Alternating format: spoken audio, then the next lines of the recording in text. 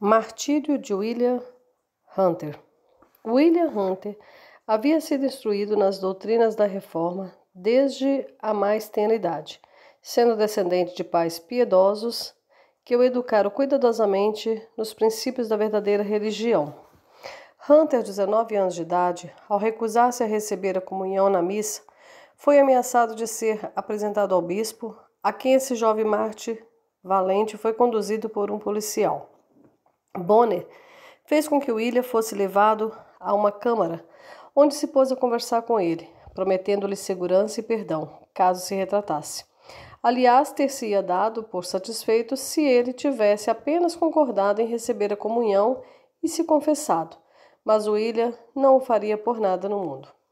Com isso, o bispo ordenou que seus homens colocassem William em um tronco na portaria do castelo, onde permaneceu por 2 dias e noites, e somente com a casca de um pau de centeio e um copo de água, que não tocou. Ao final dos 2 dias, o bispo foi até ele e, encontrando-o firme na fé, enviou-o para a prisão, onde ficavam os condenados, e ordenou ao guardião que lhe prendesse ao máximo de grilhões que pudesse suportar. Continuou na prisão por 9 meses, período em que esteve 5 vezes diante do bispo, além do tempo em que foi condenado no consistório de São Paulo, em 9 de fevereiro, quando seu irmão Robert Hunter estava presente. Então o bispo, chamando William, perguntou-lhe se agora se retrataria e, percebendo que o rapaz era inalterável, pronunciou sobre ele a sentença de ser transferido daquele lugar para Newgate por um tempo, depois para Brentwood, a fim de ser queimado. Cerca de 1 mês depois, William foi enviado para Brentwood, onde seria executado. Ao chegar à estaca, ajoelhou-se e leu o Salmo 51, até chegar a estas palavras: sacrifícios agradáveis a Deus são o espírito quebrantado, coração compungido e contrito, não o desprezarás, ó Deus. Permanecendo firme em recusar o perdão da rainha, caso se tornasse apóstata. Finalmente, depois chegou Richard Pond, um oficial de justiça, e o amarrou a uma corrente. William, então, lançou seu saltério nas mãos de seu irmão, que disse: William, pensa na santa paixão de Cristo e não temas a morte. Eis que respondeu William: não tenho medo. Assim levantou as mãos para o céu e disse: Senhor, Senhor, Senhor, recebe meu espírito. E, lançando de novo a cabeça na fumaça sufocante, entregou sua vida pela verdade, selando-a com seu sangue ao louvor de Deus. Dr. Robert Farrar. Este honrado e erudito prelado, o bispo de St. David's, no país de Gades, tendo sido no reinado anterior extraordinariamente zeloso em promover as doutrinas reformadas e expor os erros da idolatria papista, bem como, desde a ascensão da Rainha Maria, foi convocado, entre outros, a comparecer perante o bispo perseguidor de Winchester e outros comissários designados para o trabalho abominável de devastação e massacre. Seus principais acusadores e perseguidores, sob acusação de traição à coroa durante o reinado de Eduardo VI, foram Jorge Constantino Walter, seu servo Thomas Young, dignitário da catedral, bem como o bispo de Bangor, etc. O Dr. Farrar respondeu prontamente às cópias de informações colocadas contra ele, que consistiam em 56 artigos. Todo o processo desse julgamento foi longo e tedioso. Atrasos geravam atrasos, e após o Dr. Farrar estar há tempos injustamente detido, acusado de, no reinado do rei Eduardo, haver sido promovido pelo Duque de Somerset, que depois de sua queda encontrou menos amigos para apoiá-lo contra aqueles que queriam seu bispado, com a chegada da Rainha Maria, foi acusado e examinado, não por qualquer questão de traição, mas por sua fé e doutrina. porquanto foi chamado perante o bispo de Winchester, junto ao bispo Upper, os senhores Roger, Bradford, Sanders e outros, em 4 de fevereiro de 1555. Nesse dia seria condenado com eles. No entanto, sua condenação foi adiada e acabou outra vez preso, como continuou até o dia 14 de fevereiro. Depois foi enviado ao país de Gales para receber sentença. Foi por 6 vezes levado diante de Henrique Morgan, bispo de St. David's, que exigiu sua abjuração. Ele, porém, zelosamente discordou e apelou ao cardeal Poli.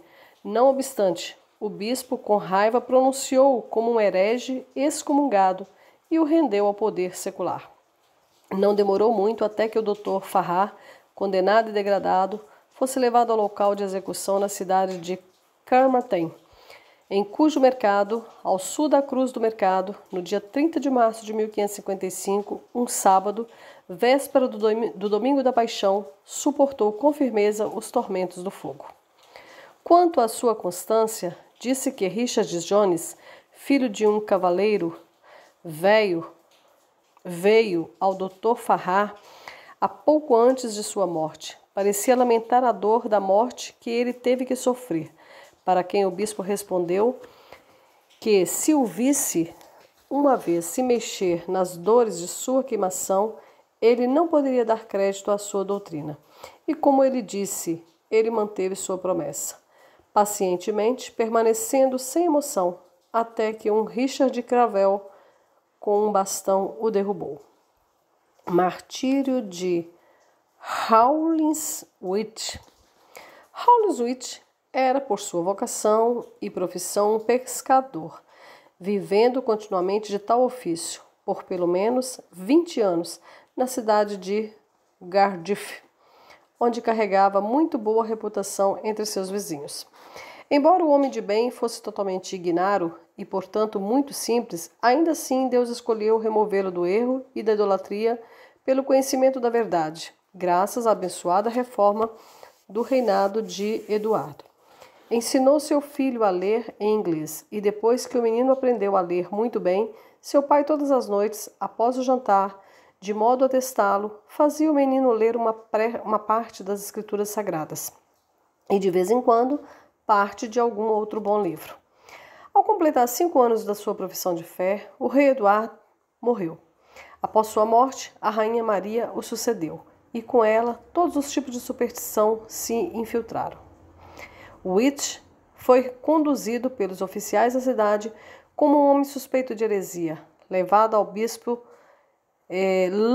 Llandaff e preso em Chepstow, e por fim transferido para o castelo de Cardiff, onde permaneceu pelo espaço de um ano inteiro. Ao ser trazido diante do bispo em sua capela, este o orientou por meio de ameaças e promessas. Mas como Howlins de maneira alguma se retratou de suas opiniões, o bispo disse-lhe claramente que deveria, por lei, instaurar processo contra ele e condená-lo como herege. Antes de chegarem a esse extremo, o bispo propôs que fosse feita uma oração por sua conversão. Isso, disse Wilt, faz jus a um bispo piedoso, e se vosso pedido for piedoso e correto, e orardes como deveríeis, sem dúvida Deus vos ouvirá. Orai, portanto, ao vosso Deus, e eu orarei ao meu Deus. Depois que o bispo e seu grupo fizeram as orações, perguntou a Howlins se ele agora voltaria atrás. Sabeis, disse o pescador, vossa oração não vos foi concedida, pois permaneço o mesmo, e Deus me fortalecerá em anuência a essa verdade. Depois disso, o bispo tentou convencê-lo, dizendo que a missa o convenceria, mas Howlins chamou a todos para testemunharem que não se curvava à hóstia. Terminada a missa, Howlins foi chamado novamente, contra quem o bispo lançou mão de muitas persuasões, mas o abençoado homem continuou tão firme em sua fé original que o discurso do bispo foi sem efeito. O bispo, então, fez com que a sentença definitiva fosse lida, logo após o que Howlins foi levado novamente a Cardiff, em uma prisão repugnante na cidade, chamada Coquemarel, onde passou seu tempo em oração e entoando salmos. Em cerca de 3 semanas, veio da cidade a ordem para sua execução. Quando chegou ao local onde sua pobre esposa e filhos estavam chorando, a súbita visão deles partiu seu coração de tal maneira que as lágrimas escorreram por seu rosto.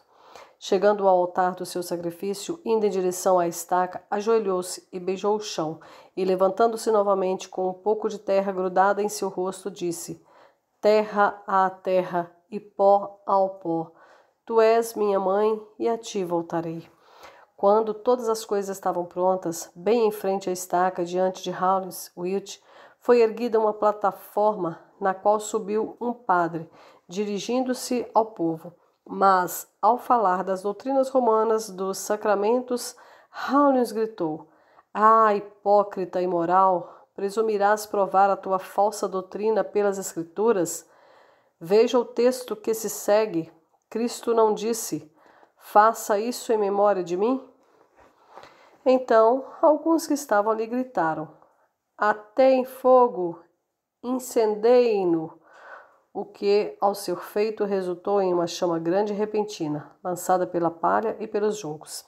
Nessa chama, esse bom homem banhou suas mãos por um tanto tempo, até que seus tendões se encolheram e a gordura caiu, evitando que, uma vez que o fizesse, arruinasse seu rosto com uma delas.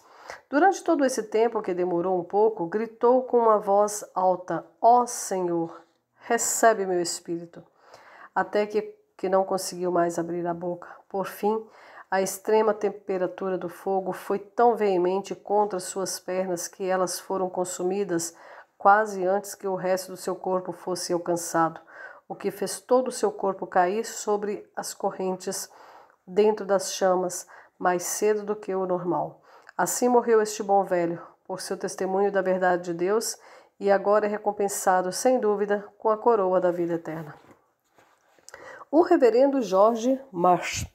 George Marsh, nascido na paróquia de Deane, no condado de Lancaster, recebeu boa educação e ofício de seus pais. Por volta de seu 25º ano, casou-se e viveu abençoado com vários filhos em sua fazenda até a morte de sua esposa. Foi então estudar em Cambridge e tornou-se o pároco auxiliar do reverendíssimo Lawrence Sanders, ocupando-se em constantemente e zelosamente expor a verdade da palavra de Deus e as falsas doutrinas do anticristo moderno. Sendo confinado pelo Dr. Collis, o bispo de Chester, aos arredores de sua própria casa, foi impedido de manter qualquer comunicação com seus amigos durante 4 meses.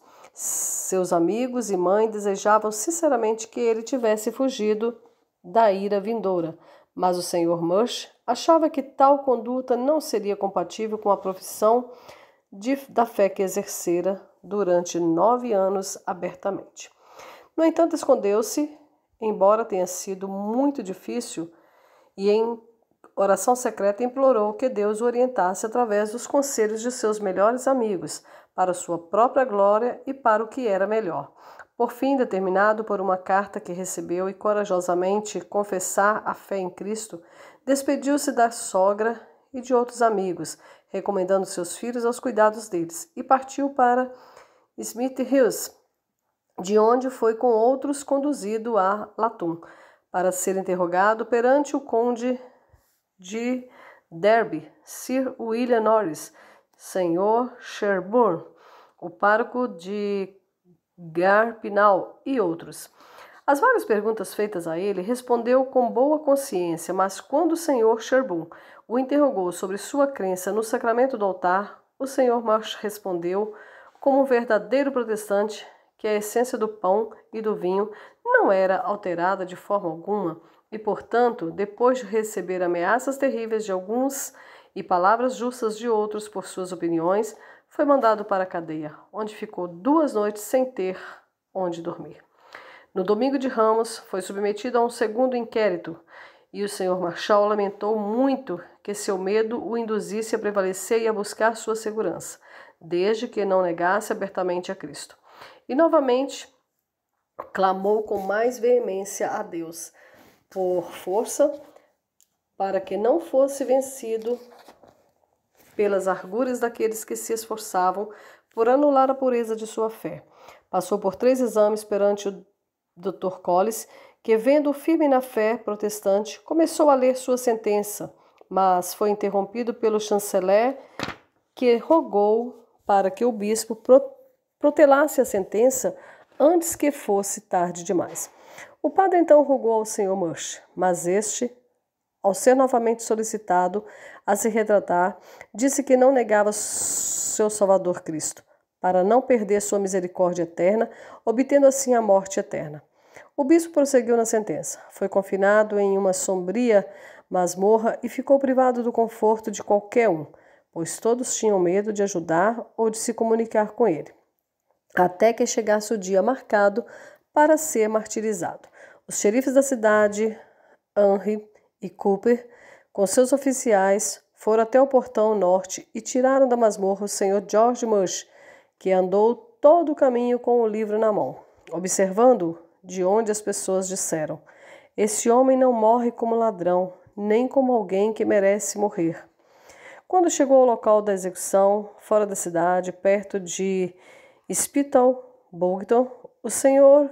Cowdery, vice-camareiro de Chester, mostrou ao Sr. Marshall uma escrita sob um grande selo, dizendo que era um perdão para o caso de ele se retratar. Respondeu que o aceitaria com alegria, caso não fosse privá-lo do perdão de Deus. Depois disso, começou a falar com as pessoas, explicando a causa de sua morte, e as exortava a se apegarem a Cristo, mas um dos xerifes o impediu. Ajoelhado, fez suas orações, tirou a roupa, vestiu a camisa e foi acorrentado ao poste, com várias toras sob ele, e um objeto, como um barrilete, com piche e alcatrão sobre a cabeça.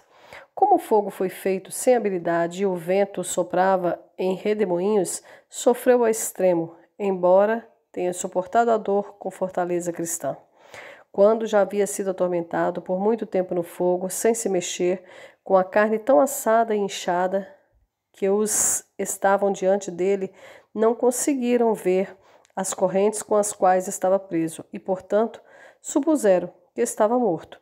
De repente, estendeu os braços, dizendo: "Pai do céu, tem piedade de mim." E assim entregou seu espírito nas mãos do Senhor. Diante disso, muitas pessoas disseram que era um Marte, que morrera pacientemente, de forma gloriosa. Isso fez com que o bispo logo fizesse um sermão na igreja da catedral, no qual afirmou: Mush era um herege, queimado como tal, e é um subversivo no fogo do inferno. Mush foi martirizado em 24 de abril de 1555. William Flower. William Flower, também conhecido como Branch, nasceu em Snow Hill, no condado de Gambrinshire, onde estudou alguns anos e depois chegou à abadia de Ely. Depois de lá ter permanecido por um tempo, tornou-se monge professo, sacerdote na mesma casa, e lá celebrou e cantou missas. Depois disso, por motivo de uma visita de inspeção e certas injunções pela autoridade de Henry VIII, assumiu o hábito de um padre secular e retornou a Snow Hill, onde nascera, e ensinou crianças por cerca de meio ano. Foi então a Ludgate, em Suffolk, e serviu como sacerdote secular por cerca de 3 meses. De lá, foi para Stoneland e, por fim, a Tewkesbury, onde casou-se com quem sempre continuou fiel e honestamente. Após o casamento, residiu em Tewkesbury por cerca de 2 anos e depois foi para Broseley, onde praticou medicina e cirurgia, mas partindo daquela região chegou a Londres e finalmente se estabeleceu em Lambeth, onde passou a morar junto de sua esposa. No entanto, frequentemente estava no exterior, exceto 1 ou 2 vezes em um mês, para visitar e ver sua esposa. Estando em casa no domingo de manhã de Páscoa, veio de Lambeth para a igreja de Santa Margarida em Westminster, ao ver um padre chamado John Selton administrando e dando o sacramento do altar ao povo, e tendo ficado muito ofendido em sua consciência com o padre por esse motivo, golpeou e o feriu na cabeça e também no braço e nas mãos, com sua faca de madeira. O padre tinha nesse momento um cálice na mão, com a hóstia consagrada, que foi aspergida com sangue. O Sr. Flower, por esse zelo imprudente, foi pesadamente agrilhoado e colocado na guarita de Westminster. Depois foi convocado perante o bispo Bonner e seu ordenado, quando o bispo, depois de jurar sobre a Bíblia, ministrou artigos e interrogatórios a ele. Após o interrogatório, o bispo começou a exortá-lo a voltar à unidade de sua mãe, a Igreja Católica, com muitas boas promessas. Estas foram firmemente rejeitadas pelo Sr. Flower, fazendo com que o bispo ordenasse a apresentar-se no mesmo local à tarde e que, entretanto, considerasse bem sua resposta original. Mas ele não se desculpou por ter agredido o padre, nem se desviou de sua fé. E o bispo fixou o dia seguinte, 20 de abril, para dar-lhe sentença caso não se retratasse. Na manhã seguinte, o bispo prosseguiu com a sentença, condenando-o, excomungando-o como herege, e depois de declarar sua degradação, o entregou ao poder secular. Em 24 de abril, véspera do dia de São Marcos, foi levado ao local do martírio, no cemitério de Santa Margarida, Westminster, onde o fato foi consumado, e chegando à estaca, orou ao Deus Todo-Poderoso, confessou sua fé e perdoou a todos. Feito isso, sua mão foi levantada contra a estaca e arrancada, sua mão esquerda sendo presa atrás dele. Atearam fogo sobre ele, que, em meio às chamas, clamou 3 vezes em altos brados: ó Filho de Deus, recebe minha alma. Agora que sua voz lhe fora retirada, não falou mais, mas, apesar disso, ergueu o outro braço o máximo que pôde. Assim suportou a severidade do fogo e foi cruelmente torturado, pois os poucos troncos que foram trazidos eram insuficientes para queimá-lo. Então foram obrigados a atirá-lo no fogo, onde, deitado no chão, sua parte inferior foi consumida pelas chamas, enquanto sua parte superior manteve-se pouco ferida, e sua língua se moveu em sua boca por um tempo considerável. O reverendo John Cardmack e John Warne. Em 30 de maio de 1555, o reverendo John Cardmack, também conhecido como Taylor, prebendário da igreja de Wells, e John Warne, tapeceiro de St. John's, Walkbrook, foram juntos martirizados em Smithfield. O senhor Cardmack de início fora um frade observante antes da dissolução das abadias, depois um ministro casado, e no tempo do rei Eduardo foi designado para ser um leitor na Catedral de São Paulo. Prenderam-no no início do reinado da Rainha Maria, e junto ao Dr. Barlow, bispo de Bath, foi levado para Londres e colocado na prisão de Fleet, estando as leis do rei Eduardo ainda em vigor. Quando, no reinado de Maria, foram apresentados ao bispo de Winchester, este lhes ofereceu a misericórdia da rainha, caso se retratassem. Após artigos serem apresentados contra John Warne, ele foi examinado por Bonner, que o exortou sinceramente a se retratar de suas opiniões, a quem respondeu: estou convencido de que mantenho a opinião certa e não vejo motivo para me retratar, pois toda a imundície e idolatria estão na igreja de Roma.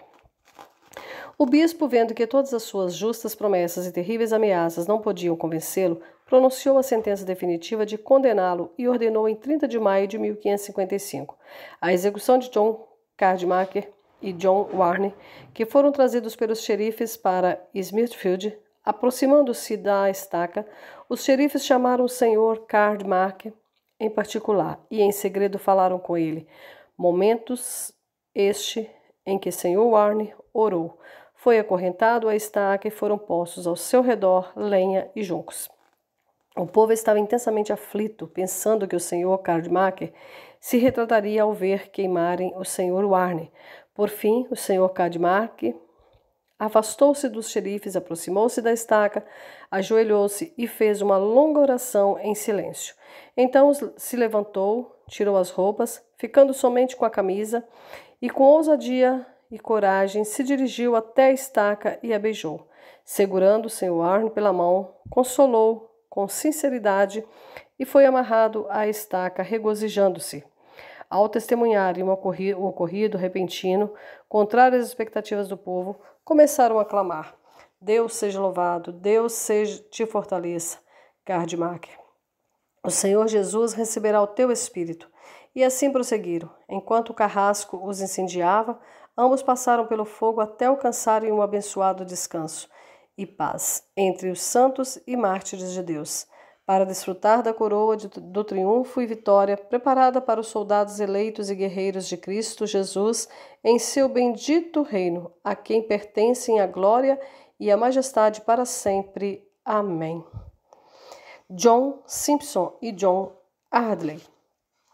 John Simpson e John Ardley foram condenados no mesmo dia, junto a Cadmark e John Warne, no dia 25 de maio. Foram logo depois enviados de Londres para Essex, onde foram queimados no mesmo dia.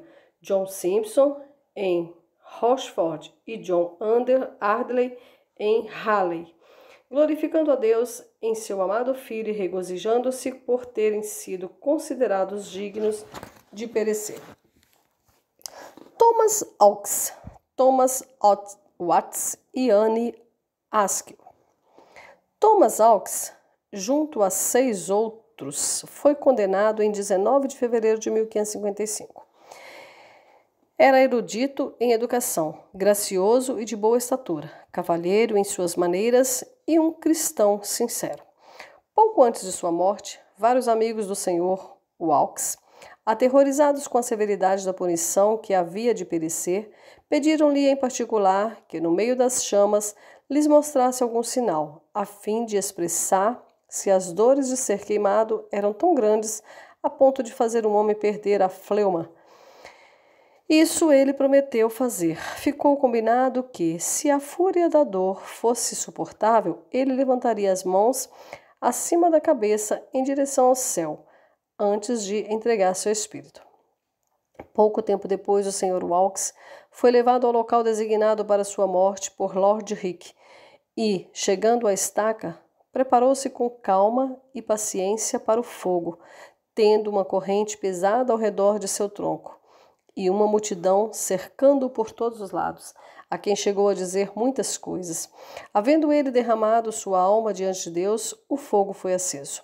Após permanecer um longo período no fogo, seu discurso foi interrompido pela violência das chamas. Sua pele encolheu-se e seus dedos foram consumidos pelo fogo, de modo que todos pensaram que havia partido. Subitamente, ao contrário do que esperavam os espectadores, este bom homem, atento à sua promessa, ardendo em chamas, ergueu as mãos sobre a cabeça ao Deus vivo e, ao que parece, com grande alegria, bateu palmas por 3 vezes. Um grande grito se seguiu a essa maravilhosa circunstância, e então o bendito mártir de Cristo, mergulhado no fogo, entregou seu espírito em 10 de junho de 1555.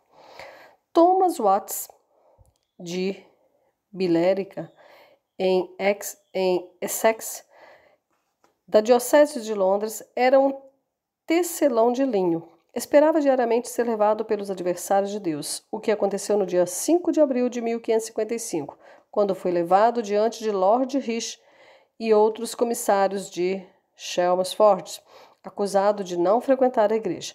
Entregue ao sangrento bispo, este o submeteu a várias audiências e, como sempre, a muitos argumentos e súplicas para que se tornasse um discípulo do anticristo. Mas sua pregação foi inútil, o que fez recorrer à sua última vingança, a condenação. Na estaca, após tê-la beijado, dirigiu-se a Lord Rich, exortando-o ao arrependimento, pois o Senhor vingaria sua morte.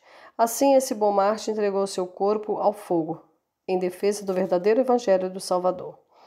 Thomas Osmond, William Bamford e Nicholas Chamberlain, todos da cidade de Cochrane, foram enviados a passar pelo exame e, depois de várias audiências, Bonner os declarou hereges obstinados e os entregou aos xerifes, sob cuja custódia permaneceram até serem deixados às mãos do xerife do condado de Essex, pelo qual foram executados.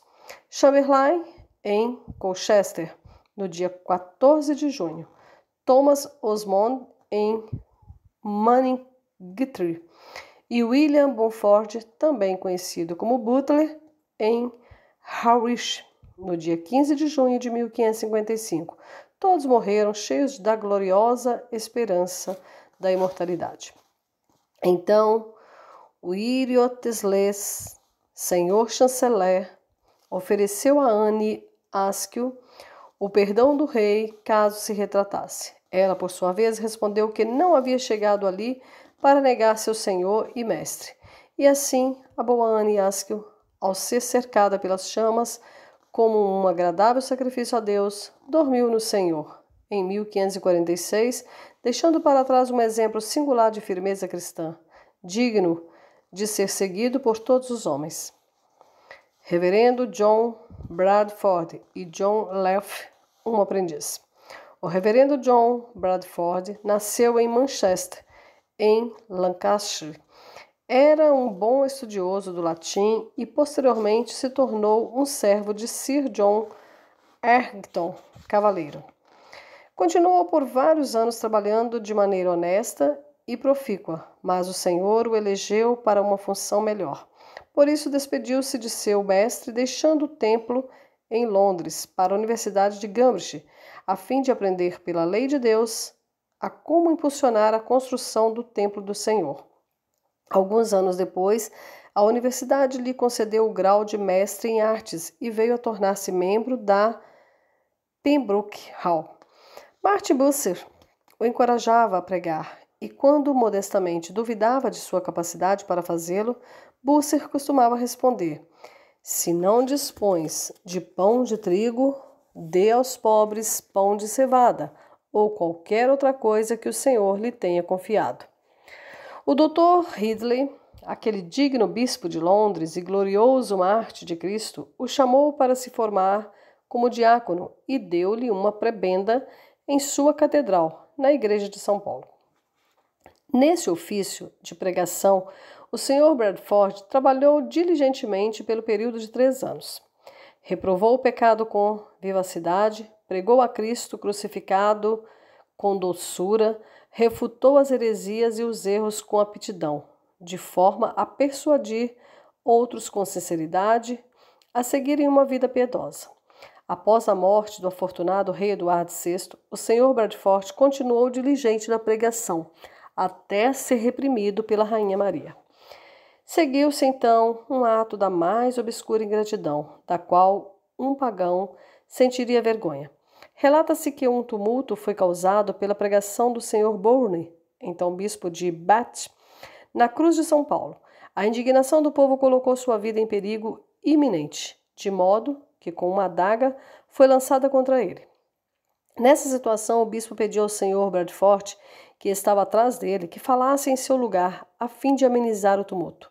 As pessoas deram as boas-vindas ao Sr. Bradford, enquanto o bispo mantinha-se próximo a ele, para que sua presença impedisse a população de renovar seus ataques.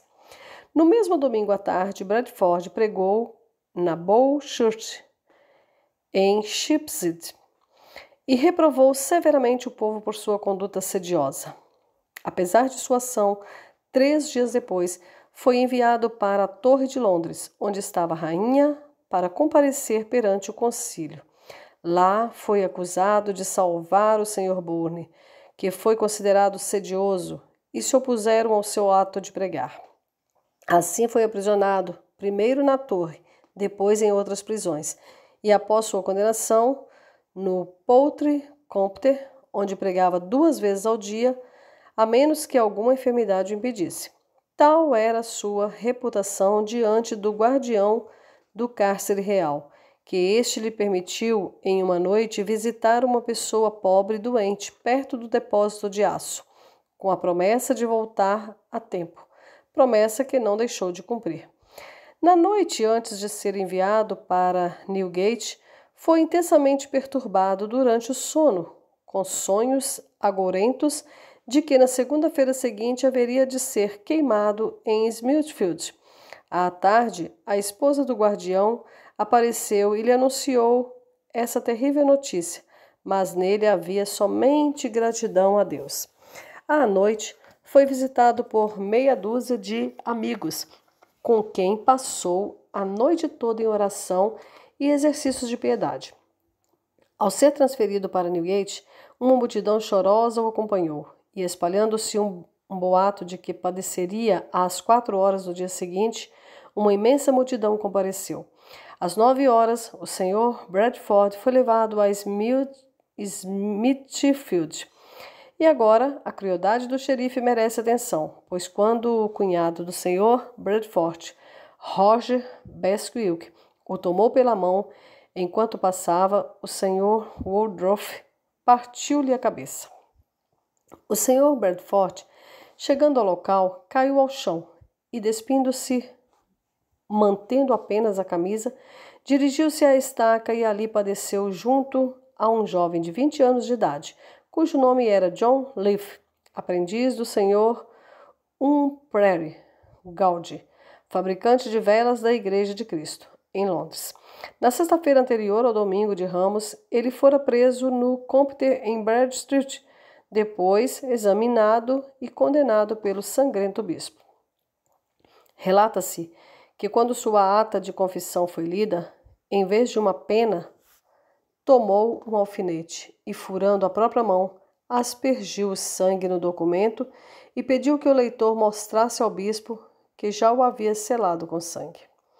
Os dois encerraram esta vida mortal no dia 12 de julho de 1555, como dois cordeiros, sem nenhuma alteração em seus semblantes, na esperança de obter o prêmio pelo qual há muito vinham lutando, que o Deus Todo-Poderoso possa conduzir a todos nós, pelos méritos de Cristo, nosso Salvador. Concluiremos este artigo mencionando que o Sr. Xerife Woodruff, segundo se relata, cerca de 6 meses depois, foi acometido com uma paralisia no lado direito do corpo e durante os 8 anos seguintes, até o dia de sua morte, foi incapaz de virar-se sozinho na cama. Assim, tornou-se finalmente uma terrível criatura de se contemplar. No dia seguinte ao sofrimento de Bradford e John Leaf em Smithfield, William Irge, um sacerdote, morreu na prisão em Maidstone. Entregou sua vida na prisão com a constância e a ousadia semelhantes às que disporia se aprovesse a Deus que padecesse no fogo, como outros homens piedosos haviam sofrido antes na estaca, e como ele próprio estava pronto a sofrer, tivesse Deus o chamado para essa provação. Reverendo John Blunt, Reverendo John Francis, Nicholas Sterden e Winfrey Middleton. Todos esses cristãos foram queimados na cantuária pelo mesmo motivo. Francis e Blunt eram ministros e pregadores da palavra de Deus, sendo um deles pastor de Adesham e o outro vigário de Hovenden. O Sr. Blunt foi convocado a responder por sua oposição ao anticristianismo e foi submetido a vários exames antes do Dr. Arpsfield, arquidiácono da cantuária. Finalmente, no dia 25 de junho de 1555, resistindo novamente ao poder do Papa, foi condenado e entregue ao braço secular. No mesmo dia foram condenados John Francis, Nicholas Chatterden, Humphrey Middleton, Drake e Crocker, dos quais Tracker apenas se retratou. Ao serem entregues ao Sr. Blunt, ao poder secular, ele e os 3 primeiros foram todos queimados na cantuária no dia 12 de julho de 1555, em 2 estacas diferentes, mas em um mesmo fogo, quanto à vista de Deus e de seus anjos e diante dos homens, como verdadeiros soldados de Jesus Cristo, deram testemunho fiel da verdade do seu santo evangelho. Derrick Carver e John Launder. No dia 22 de julho de 1555, Derrick Carver, cervejeiro de Brigg-Teosmont, aos 40 anos foi queimado em Lewes, e no dia seguinte padeceu John Launder, agricultor, aos 25 anos de idade, de Godstone, Surrey, sendo queimado em Stanning. Derrick Carver era um homem que o Senhor havia abençoado tanto com riquezas temporais quanto com tesouros espirituais. Ao chegar à cidade de Lewes para ser queimado, o povo o aclamou, suplicando a Deus que o fortalecesse na fé de Jesus Cristo. E quando chegou à estaca, ajoelhou-se e orou sinceramente. Então seu livro foi lançado ao barril, e ao despir-se, entrou ele também. Assim que o fez, tomou o livro e jogou-o em meio ao povo, a quem o xerife ordenou, em nome do rei e da rainha, sob pena de morte, que o jogasse novamente no barril. Imediatamente o santo Marte começou a falar ao povo. Depois de orar um pouco, disse: Senhor meu Deus, tu escrevestes que aquele que não deixa esposa, filhos, casa, tudo o que possui, toma sua cruz e segue a ti. Não é digno de ti. Mas tu, Senhor, sabes que deixei tudo para vir a ti. Senhor, tem piedade de mim, pois a ti recomendo meu espírito e minha alma se alegra em ti. Essas foram as últimas palavras desse fiel servo de Cristo antes de suportar o fogo. E quando o fogo consumiu, clamou: Ó Senhor, tem piedade de mim. E lançou-se ao fogo, invocando o nome de Jesus, até que entregou seu espírito. Quanto a James Abbes, o jovem vagou sem rumo para escapar da prisão, mas foi finalmente denunciado e levado ao bispo de Norwich, que o encorajou a se retratar. Para induzi-lo ainda mais à apostasia, o bispo lhe deu uma certa quantia em dinheiro, mas a interferência da providência foi aqui notável. Esse suborno caiu tão pesadamente em sua consciência que retornou, devolveu o dinheiro e se arrependeu de sua conduta. Como Pedro, sentira-se contrito, firme na fé, e a selou com seu sangue em Bury, em 2 de agosto de 1555, louvando e glorificando a Deus. John Denley, John Neumann e Patrick Buckingham. Certo dia estavam os senhores Denley e Neumann retornando a Maidstone, lugar onde residiam quando foram recebidos por E. Tyrrell Esk, um intolerante juiz de paz em Essex e cruel perseguidor dos protestantes. Ele os prendeu sob meras suspeitas. Em 5 de julho de 1555, foram condenados e entregues aos xerifes, que enviaram ao senhor Denley e Uxbridge, onde pereceu, no dia 8 de agosto de 1555. Enquanto sofria em agonia e entoava um salmo, o Dr. Story desumanamente ordenou a um dos algozes que lançasse contra ele um pedaço de lenha, o que fez cortar-lhe severamente o rosto, interrompendo seu canto e levando-o a erguer as mãos até o rosto. Tão logo disse o Dr. Story, em tom de brincadeira, que o homem havia estragado uma boa música. O piedoso Marte abriu os braços em meio às chamas e, no nome de Cristo Jesus, entregou sua alma nas mãos de seu Criador. O senhor Buckingham padeceu na mesma cidade no 28º dia do mesmo mês. Neumann, trabalhador com metais, foi queimado em Saffron Walden, em Essex, no dia 31 de agosto, pela mesma causa. E Richard Hooke, quase na mesma época, morreu em Chichester. W. Cooker, W. Upper, H. Lawrence, R. Collier, R. Wright e W. Steer. Esses todos de Kent foram examinados ao mesmo tempo junto aos senhores Bland e Chatterley por Taunton, bispo de Dover, Dr. Hapsfield e outros. Esses 6 mártires testemunhas da verdade foram entregues às chamas na Cantuária no final de agosto de 1555. Elizabeth Warne, viúva de John Warne, tapeceira e mártir, foi queimada em Stratford-le-Bow, perto de Londres, no final de agosto de 1555. George Tankerfield, de Londres, cozinheiro, nascido em Nova York aos 27 anos, fora papista no reinado de Eduardo VI, mas a crueldade da signária Maria o fez suspeitar da verdade daquelas doutrinas que foram impostas por meio do fogo e da tortura. Tankerfield foi preso em Newgate no final de fevereiro de 1555 e em 26 de agosto, em St. Albans, enfrentou o fogo excruciante e morreu com alegria pela glória de seu Redentor.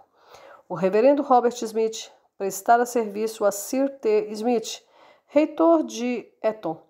Depois foi transferido para Windsor, onde possuía um cargo pela qual recebia 10 libras por ano. Foi condenado em 12 de julho de 1555 e padeceu no dia 8 de agosto em Uxbridge. Não duvidava de que Deus daria aos espectadores algum sinal em suporte à sua própria causa. De fato, isso aconteceu, pois quando havia sido queimada quase metade do seu corpo e estava supostamente morto, de repente se levantou, moveu o que lhe restava dos braços e louvou a Deus. Então, pendurado sobre o fogo, dormiu docemente no Senhor Jesus. Stephen R. Wood e Thomas Fust padeceram na mesma época junto a Smith e Tankerfield, com quem foram condenados. O Sr. William Halley, também, de Thorpe, em Essex, foi enviado para Barnet, onde, mais ou menos na mesma época, juntou-se à sempre abençoada Companhia dos Mártires. George King, Thomas Lewis e John Ward, adoecendo na torre de Lollard, foram transferidos para casas diferentes e morreram. Seus corpos foram lançados em um terreno abandonado, como se fossem dignos de sepultamento, e lá permaneceram até que os fiéis os levassem à noite.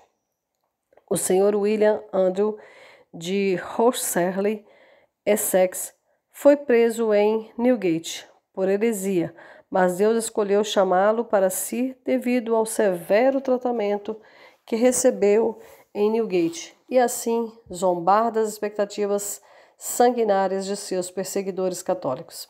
Seu corpo foi jogado ao ar livre, mas sua alma foi recebida nas mansões eternas de seu Criador Celestial. O reverendo Robert Samuel.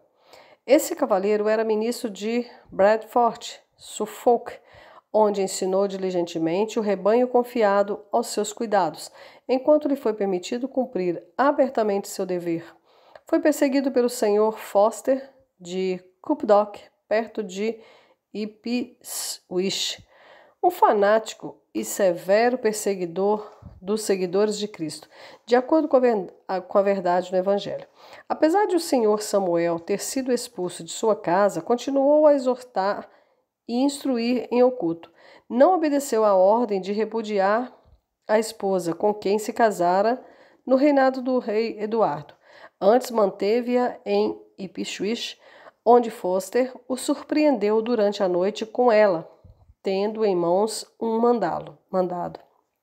Depois de encarcerado na prisão de Ipswich, foi levado perante o Dr. Opton, bispo de Norwich, e o Dr. Dungens, seu chanceler, 2 dos mais sanguinários dentre os fanáticos da época. Para intimidar o digno pastor, aprisionaram-no em um poste de tal maneira que o peso de seu corpo era sustentado pelas pontas dos dedos dos pés. Além disso, sua provisão resumia-se a uma quantidade insuficiente para sustentá-lo em suas necessidades, a ponto de estar prestes a devorar a própria carne. Diante de tão terrível e extrema situação, havia um certo grau de misericórdia em sentenciá-lo no fogo. O Sr. Samuel padeceu no dia 31 de agosto de 1555. O bispo Ridley e o bispo Latimer. Esses reverendos prelados padeceram em 17 de outubro de 1555, em Oxford, no mesmo dia em que Wolsey e Pigot morreram em Ely. Foram pilares da igreja e brilhantes ornamentos da natureza humana. Foram admiração do reino, amigavelmente respeitáveis em suas vidas e gloriosos em suas mortes. O Dr. Ridley nasceu em Nortúmbria, estudou gramática em Newcastle e depois foi para Gramsci, onde sua aptidão na educação o elevou gradualmente, até que se tornou diretor do Pembroke College, onde recebeu o título de doutor em teologia. Tendo retornado de uma viagem a Paris, foi nomeado capelão por Henrique VIII e bispo de Rochester e posteriormente foi transferido para a Sé de Londres na época de Eduardo VI. O povo comparecia para ouvir seus sermões, fervilhando ao redor dele como abelhas, desejando as doces flores e o saudável néctar da frutífera doutrina que ele não apenas pregava, mas mostrava em sua vida, semelhante a uma lanterna resplandecente aos olhos e sentidos de um cego, de forma tão pura que seus próprios inimigos não encontravam nele uma coisa sequer que pudesse reprovar. Seu terno tratamento para com o Dr. Ridley, que com ele esteve aprisionado durante um ano, no reinado de Eduardo, prova que nele não havia inclinação para exercer a crueldade católica. Sua pessoa era esguia e bem equilibrada, seu temperamento perdoador, sua automortificação rigorosa. Seu primeiro dever pela manhã era a oração íntima. Permanecia nesse ofício até às 10 horas. Depois participava da oração diária costumeira em sua casa.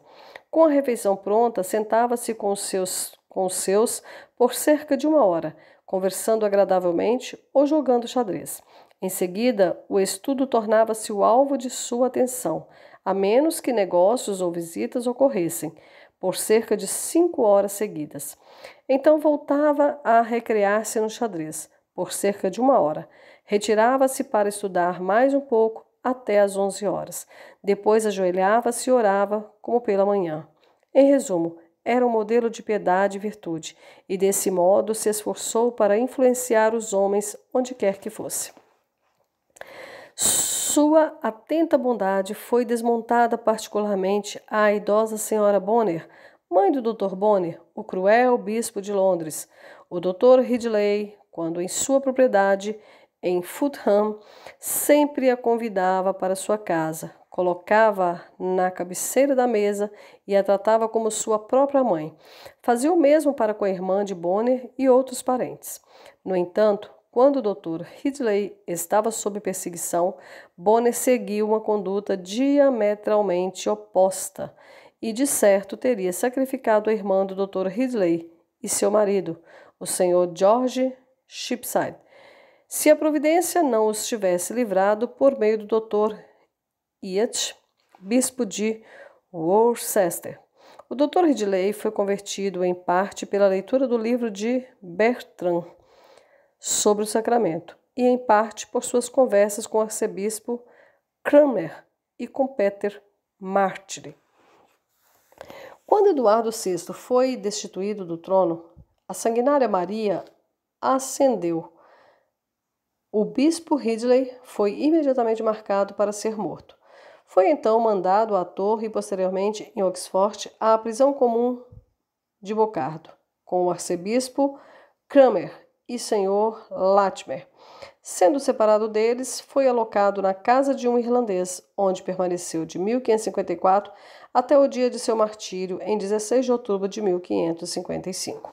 Pode-se facilmente supor o quão rebuscados, eruditas e instrutivos foram as conversas entre tais chefes dos mártires, hão de ter sido igualmente frutíferas e espiritualmente consoladoras. As cartas do bispo Ridley e vários irmãos cristãos com as quais mantinha vínculos em toda parte e suas discussões com os inimigos mitrados de Cristo também provaram a clareza de sua mente e a inteligência do seu coração. Em uma carta ao senhor Grindal, que veio a tornar-se arcebispo de Cantuária, menciona com afeto aqueles que o haviam precedido na morte pela fé e aqueles que haveriam de padecer. Lamenta que o papado tenha se restabelecido em toda a sua abominação, que ele atribui à ira de Deus. Manifesta em troca da indiferença do clero e do povo em apreciar com justiça a bendita luz da reforma. O velho soldado de Cristo, mestre Hugh Latimer, era filho de um tal Hugh Latimer, de Turkeston, no condado de Leicester, um lavrador de boa e rica estima. Lá também nasceu e foi criado até cerca de 4 anos de idade. Nessa época, seus pais, tendo-o como único filho, pois tinham outras 6 filhas, e reconhecendo sua predisposta, celere e afiada inteligência, tornaram seu propósito educá-lo com erudição e o conhecimento de boa literatura. Foi tão bem sucedido em sua juventude nas escolas comuns de seu país que aos 14 anos foi enviado à Universidade de Cambridge, onde iniciou o estudo de teologia escolástica daquele tempo e a princípio foi observador zeloso das superstições romanas da época. Em seu discurso, quando iniciou o bacharelado em teologia, lançou-se contra o reformador Melanchthon e se declarou abertamente contra o bom senhor Stafford, professor de teologia em Cambridge. O senhor Thomas Bilney, movido por uma fraternal compaixão para com o senhor Latimer, implorou para atendê-lo em seu escritório e explicar-lhe as bases de sua fé. Essa abençoada entrevista teve como efeito sua conversão. O perseguidor de Cristo se tornou seu zeloso advogado e, antes da morte do Dr. Stafford, se reconciliou com ele. Uma vez convertido, tornou-se ávido pela conversão de outros e passou a ser pregador público e instrutor particular na universidade. Seus sermões eram tão direcionados contra o absurdo de se fazer orações na língua latina e ocular os oráculos de salvação daqueles que haveriam de ser salvos ao neles crerem, que atraiu para si a animosidade de diversos frades e líderes, a quem posteriormente silenciou com suas severas críticas e eloquentes argumentos. Tais eventos ocorreram no Natal de 1529. Por fim, o Dr. West pregou contra o Sr. Latimer na Balliol Abbey e o proibiu de pregar novamente nas igrejas da universidade. Apesar disso, Latimer continuou por 3 anos advogando abertamente a causa de Cristo, e até mesmo seus inimigos confessaram o poder dos talentos que possuía. O Sr. Bilney permaneceu ali por algum tempo junto ao Sr. Latimer, e assim o local por onde andavam com frequência ganhou o nome de Heredics Hill. Latimer, nessa época, defendeu a inocência de uma pobre mulher, acusada pelo marido pelo assassinato de seu filho. Tendo pregado diante do rei Henrique VIII em Windsor, obteve o perdão da infeliz mãe. Isso, com muitos outros atos benevolentes, serviu apenas para despertar a má disposição de seus adversários. Foi convocado a comparecer diante do cardeal Wolsey por heresia, mas, sendo o incansável defensor da supremacia do rei, em oposição à do Papa, pelo favor de Lord Cromwell e Dr. Boots, médico do rei, conseguiu a habitação de West Kingston, em Wiltshire. Por seus sermões contra o purgatório, a alegação de que a Virgem era imaculada e o culto à imagem, foi convocado a comparecer ante Warren, arcebispo da Cantuária, e John, bispo de Londres.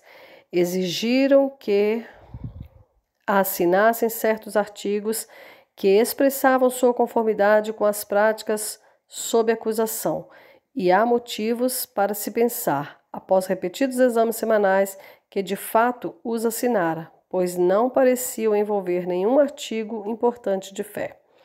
Guiado pela providência, escapou das sutis armadilhas de seus perseguidores e, finalmente, Por meio dos poderosos amigos mencionados anteriormente, tornou-se bispo de Worcester, em cuja função qualificou ou explicitou a maioria das cerimônias papais que era forçado a realizar, devido ao sistema. Continuou nesse ativo e digno ofício por alguns anos. Outra vez, lançado ao mundo arado, trabalhou na colheita do Senhor da mais profícua maneira, aplicando seu talento tanto em diversas partes do reino como diante do rei na corte. No jardim, que antes era usado como passatempos lascivos e complacentes, ele disseminou a fecunda palavra do glorioso Evangelho de Jesus Cristo, pregando diante do rei e de toda a sua corte, para a edificação de muitos. Permaneceu prisioneiro na torre até a coroação de Eduardo VI, quando foi novamente chamado à colheita do Senhor em Stamford e em muitos outros lugares. Pregou também em Londres, na Casa da Convocação e diante do jovem rei. Lecionava 2 vezes todos os domingos, apesar de sua avançada idade, que já passava dos 67 anos, e de sua fraqueza devido a uma contusão causada pela queda de uma árvore. Inafadigável em seus estudos particulares, dedicava-se a eles no inverno e no verão às 2 horas da manhã. Pela força de seu próprio espírito ou de alguma iluminação interior provinda do alto, tinha uma visão profética do que haveria de acontecer à Igreja no reinado de Maria, afirmando que estava condenado a sofrer pela verdade e que Winchester, na torre, fora preservada para esse fim.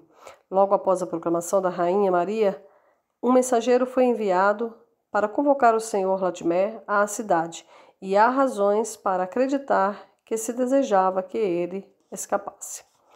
Assim, o mestre Latimer, a caminho de Londres, passando por Smithfield, foi levado ao conselho, onde pacientemente suportou todas as zombarias e insultos deferidos pelos desdenhosos papistas. Foi lançado na torre, onde, assistido pela graça celestial de Cristo, manteve-se firme como prisioneiro por um longo tempo, apesar do tratamento cruel e impiedoso dos nobres papistas, que pensavam que seu reino nunca cairia. Mostrou-se não apenas paciente, mas também alegre diante de tudo que poderiam causar ou, de fato, causariam contra ele. Sim, tão valente espírito lhe deu o Senhor, que foi capaz não apenas de desprezar a terribilidade de prisões e tormentos, mas também de rir e desprezar as ações de seus inimigos. Latimer, depois de permanecer muito tempo na torre, foi transportado para Oxford, com Cranmer e Ridley, cujas discussões foram mencionadas em uma parte anterior deste trabalho. Permaneceu preso até outubro, e os principais pedidos em todas as suas orações foram 3: que permanecesse fiel à doutrina que professava, que Deus restaurasse seu evangelho na Inglaterra mais uma vez e que preservasse Lady Elizabeth como rainha. Todos os pedidos foram concedidos. Estando ele na estaca, fora dos portões de Bocardo, Oxford, com o Dr. Ridley e o fogo ateado à lenha, ergueu os olhos benignamente para o céu e disse: Deus é fiel e não permitirá que sejais tentados acima do que sois capazes de suportar. Seu corpo foi atravessado à força pelo fogo e o sangue fluiu abundantemente de seu coração, como se quisesse verificar seu desejo constante de que seu coração fosse derramado em defesa do Evangelho. Suas cartas, as polêmicas e as amigáveis, são monumentos duradouros de sua integridade e talento. Mencionou-se anteriormente que a discussão pública ocorreu em abril de 1554 e que novos exames foram conduzidos em outubro de 1555, anteriores à degradação e condenação de Cranmer, Ridley e Latimer. Agora chegamos à conclusão da vida dos 2 últimos.